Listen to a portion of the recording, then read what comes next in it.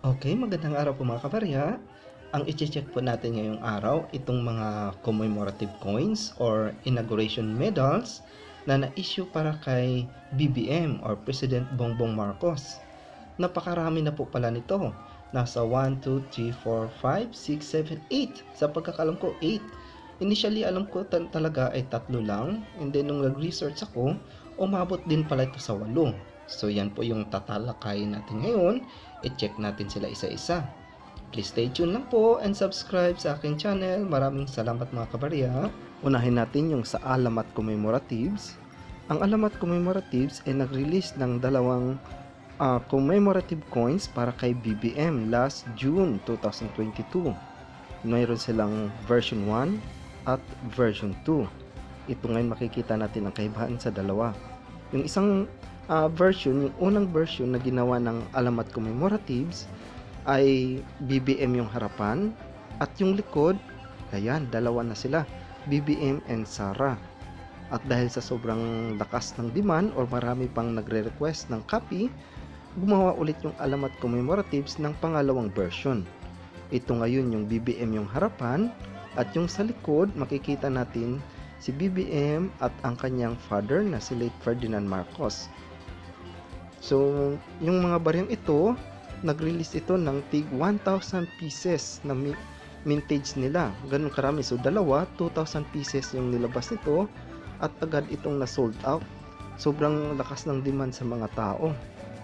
At ang alamat commemoratives ay nag-offer din ng mga options. Pwede natin siyang mabili as raw na coin or bear, yung barya lang talaga siya with capsule. Meron din silang option na pwede nating nakaslab. Mas maganda yung nakaslab dahil protected yung barya. Ayan. Tapos may mga level pa. Other option is nakabox. Mas presentable yung dating na pag nakakahon yung barya natin. Ito na yung nilalagay sa mga cabinet din display, kaya maganda talaga siya pag nakabox. So tatlo yung options natin sa alamat. Coins o kaya may slab or may box. So option po natin yun kung alin yung gusto natin. So, depende na rin yun sa budget kasi nagtataas yung value o kaya yung amount, yung presyuhan pag nakaslab na siya. I think additional 100 peso and pag nakabox, additional 400 peso. Yung barya, pagka remember ko, ay 1,000 peso yung SRP nito. Pero dahil sold out agad, ngayon medyo mahal na ito sa bintahan ng mga traders o kaya mga coin resellers. Sobrang in demand talaga ito si BBM. Kung sa bagay, 31 million yung nakuha niyang votes, so ganun talaga kalakas yung hatak niya sa mga tao. Isa sa mga kagandahan dito sa alamat commemoratives ay nag-i-issue sila ng Certificate of Authenticity with a specific serial numbers. So, ibig sabihin po, bawat barya, regardless kung may slab ba ito or nakabox, pare-pareho silang may certificate at may serial number.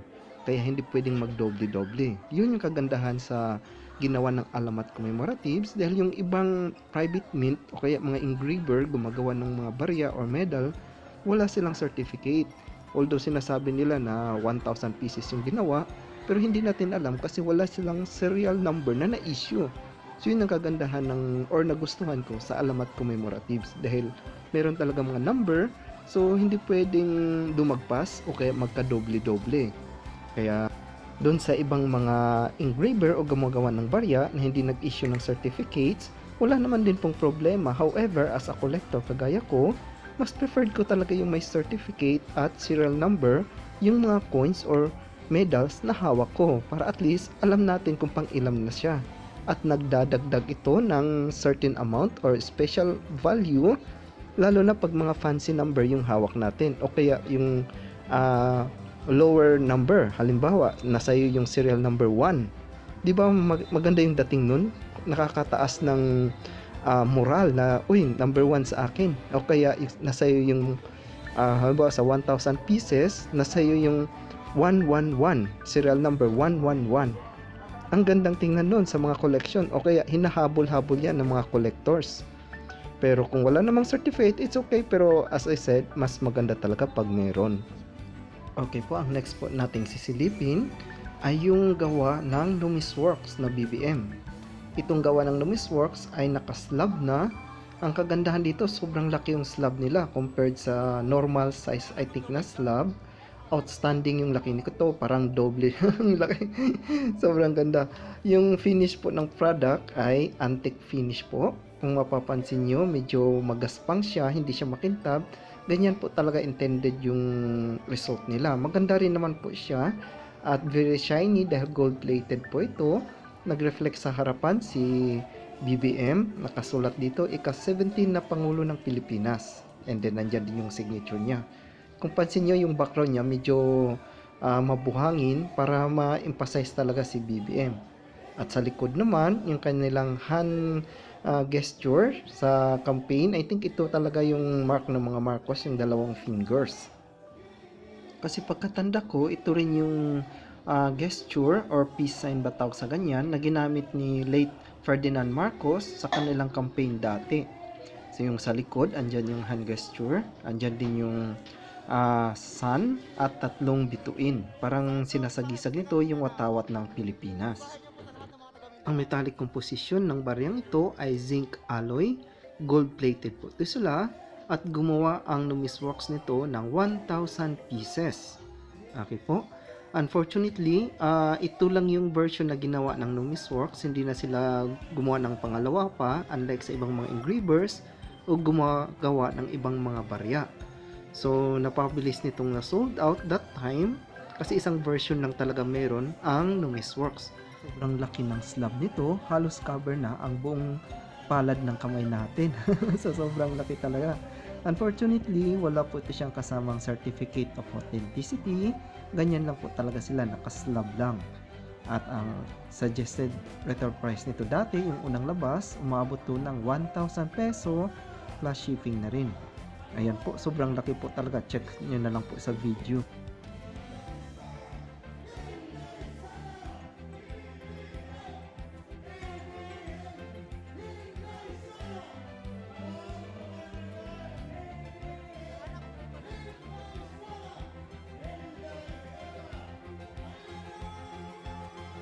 Susunod po na barya ng ating sisilipin na inauguration coin ay yung galing sa Suarez & Sons. Ang Suarez & Sons Incorporated ay isa sa mga kilalang gumagawa ng mga barya o kaya medal. Nag-i-engrave din sila ng mga graduation rings. Sadyang prestigious na masyadong company ito. So yung gawa nilang BBM medal ay nag-feature kay President Marcos at kay Inday Sara. Yung likod naman ito ay yung sagisag ng Pilipinas at andyan yung date, June 30, 2022. At gaya ng iba, antique finish po ito siya kaya hindi siya ganun kakintab. Depende na po yan sa collector kung alin talaga yung gusto nila. May iba kasi mas gusto yung parang hindi talaga siya shiny, parang antique talaga yung dating. Kaya meron tayong options na antique finish sa mga gawang bariyang ganito. So dito sa Suarez & Sons version na commemorative coin or inaugurational medal, meron tayong options. Una ay pwedeng coin lang po ito, free na yung stand. Pangalawa, naka-tin can siya, parang box na square. And pangatlo, yung nakalagay na po siya sa velvet box, mas malaking box siya, presentable siya, at ito talaga yung pangbongga nila. Sa Suarez & Sons, mayroon din tayong tatlong options. Pwedeng bronze, meron din silang silver na plated, and yung pangatlo yung gold plated. Then nagbabari na po yung price. Ang pinakamura yung bronze, SRP price nito around 1,400 pag coins lang po siya. May free lang yung stand and coin capsule. Pero pag naka tin can box, I think it's 1,800 and then 2,200 yung velvet box. So medyo pricey lang siya. At dahil nga in demand masyado si BBM, meron din silang second version. Grabe. Hindi talaga nagpaawat si BBM sa taas ng demand. Yung second version nila ay satin finish. Finiture dito ay solo na lang si BBM. Wala na si Inday Sara. And then sa likod, andyan po yung sagisag ng Pilipinas. So napaka in demand po talaga si Sir BBM. So si Suarez & Sons, dalawa yung kanilang ginawang version para dito sa BBM inaugurational medal or coin. Ang next po nating sisilipin na barya ay yung gawa ng El Oro. Ito yung company na sobrang tagal na nag-i-engrave o gumagawa ng mga medal dito sa Pinas. Panahon pa ata ng mga Hapon, nandyan na yung company nila. So ngayon, since sila din yung gumawa ng dating mga inauguration medal or coins ni late Ferdinand Marcos, yung ng Marcos na Pangulo, kaya siya na rin ngayon ang kinuha ni BBM para sa kanyang inauguration. Yung kanilang coins po nito ay napaka-exclusive lang. Nakakatanggap nito yung mga taong nag-attend lamang during sa inauguration event. Ang mga taong ito ay mga diplomat mula sa iba-ibang mga bansa, mga foreigner na visitors, and andyan din yung mga malalapit na kaibigan ng Pangulo at mga high-ranking officials ng government. Kaya hindi basta-basta yung mga nakakatanggap ng ganitong mga barya. Sa pagbebenta nito, wala tayong mabibili basta mga coin shop basta-basta dahil ito ay direct lamang sa mga nakatanggap talaga during that event. Kung binibenta man nila ito, napakamahal talaga. Yung price range nito, nung unang lumabas sa auction, umabot siya ng 7,000 to 10,000 pesos. Ganun to siya kamahal. And then, nito lately, meron ako nakita, medyo nagbaba na yung presyo niya, umaabot na lang ng 6,000. Pero napakamahal pa rin nun. Para sa medal na ganito, which is bronze and gold plated lang siya, naka velvet box, pero sadyang napakamahal ng price. Pero dahil ganun kataas yung demand, well, sobrang ano talaga, sobrang lakas ng hatak sa mga tao. Actually, yung El Oro, pagkatapos nilang gumawa ng version 1 or nung lumabas tong version 1 nila, meron na rin silang version 2 para sa public. Kasi nga yung version 1, exclusive mismo lang sa Malacanang. Kaya yung may mga tao din gustong maka-avail ng ganitong disenyo, kaya napilitan ulit yung El Oro na engravers gumawa ng version 2. Kaya yung version 2, kung mapapansin nyo, may kaibahan na siya konti doon sa version 1. Pero mahal pa rin yung presyuhan ng bintahan kahit na version 2 na lang siya or design siya para sa public circulation sa mga collectors. Sadyang napakalakas ng hatak ni BBM. Napakarami ng coins or medal na na-produce na BBM dahil sa sobrang sikat niya. Ako personally, hindi ko ma-afford itong commemorative medal na El Oro. Masyadong mahal para sa akin. Hanggang sa mga mumurahin lang ako ng mga medal coins. Ang next po nating sisilipin na BBM commemorative medal ay yung isang gawa ng private company sa Pinas. I'm not sure kung anong company name sila, but I think galing China ito at color din yung medal. Naka-slab na rin sila, pero yung slab nila hindi siya customized, parang common lang siya na nabibili sa online. Meron nito sa Lazada and napakamura lang ng prices nito. Yung unang lumabas nito nasa 350 lang per piece. Kaya napakamura. Dalawa po to sila. Hindi lang ako sure kung anong company name ito dahil bago lang to sila naglabasan. Colored na medal BBM. Pagkakalam ko lang ay pinagawa nila to sa China at mayroong private individual or businessman dito sa Pinas. Siya nang yung nag-distribute ng mga baryang ito. So far, napakaganda din naman ng pagkagawa. Proof finish siya, then colored. I think ito yung uso din sa US, yung mga Silver Eagle na colored. Parang ka-format siya. And aside from that, mura masyado yung presyo. Nakita ko lang to siya around 300 to 350 pesos per piece. Unfortunately, wala to siyang koa, walang box. Meron siyang slab pero yung ordinary na slab lang talaga. Yung coin slab ang ginagamit. So, it's a choice na lang din sa collector.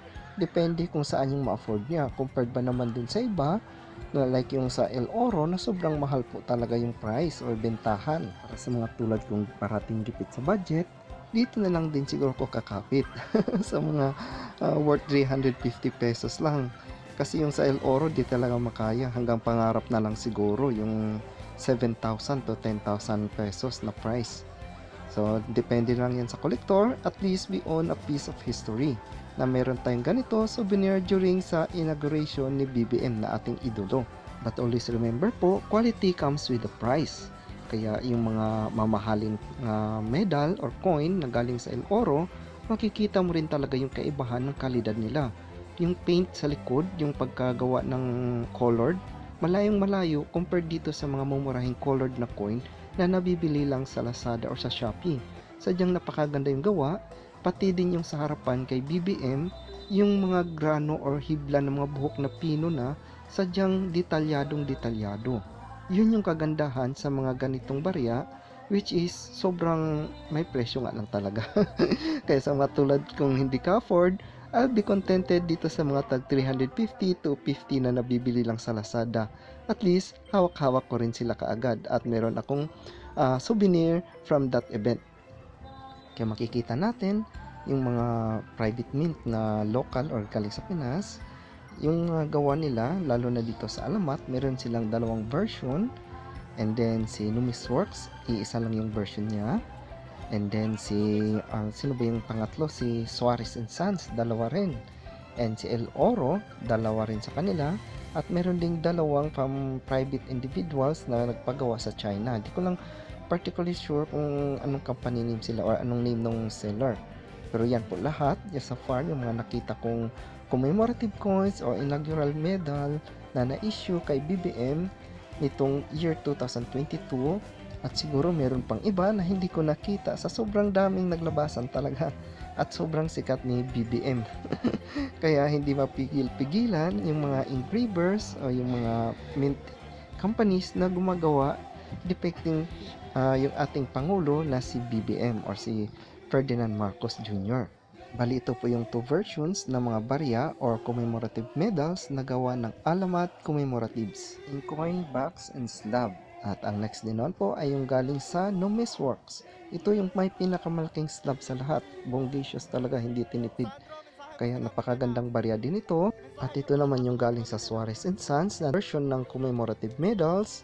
Isa yung BBM and Sara at yung pangalawa ay solo na lang si BBM. At syempre yung galing sa El Oro na pinakamaganda sa lahat, yung tinatawag kong pangarap kong barya or medal kasi sobrang mahal. So yan po yung dalawang version nila. At yung sumunod naman po yung galing sa China daw na I think from private individual na colored medals. Okay, so far yan po lahat yung alam kong mga commemorative medals or inaugurational medals or coins ni BBM na na-release. So kung meron pa akong na-miss o hindi na isama, please comment na lang po below para may add natin. Maraming salamat po mga kabarya. Pa-support na rin lang po yung aking YouTube channel. Click lang po yung like, subscribe, and share. Thank you po.